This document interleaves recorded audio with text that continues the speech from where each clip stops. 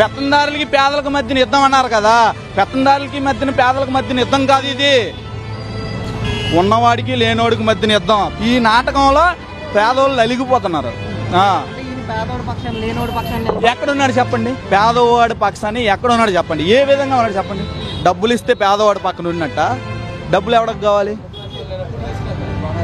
నీకు పుట్టే పిల్లడికి భవిష్యత్తు కావాలన్నా, నువ్వు ఎలాగా పోయావు, నీ పుట్టే పిల్లడికి భవిష్యత్తు కావాలి, డబ్బులు ఎవడికి కావాలి? ఎవరి డబ్బులు ఇస్తున్నావు? నీ జోబీల నుంచి ఏమైనా ఇస్తున్నావా? రాజశేఖర రెడ్డి సంపాదించింది ఏమైనా ఇస్తున్నావా?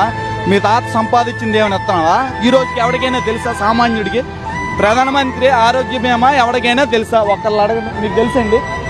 మీకు తెలుసా? మీకు తెలుసా సార్ ప్రధానమంత్రి ఆరోగ్య కేంద్రం? మరి పథకాలు ప్రవేశపెట్టాను అంటుంటారు కదా, పథకాలు ప్రవేశపెట్టినప్పుడు పథకాలకి తగ్గట్టు కేంద్రం ఏమిస్తుంది, నువ్వేం చేస్తున్నావు అది చూపించాలిగా. నీ బొమ్మ ఎందుకు వేయించుకున్నావు? గత ప్రభుత్వంలో వచ్చినాయేనండి అయ్యి.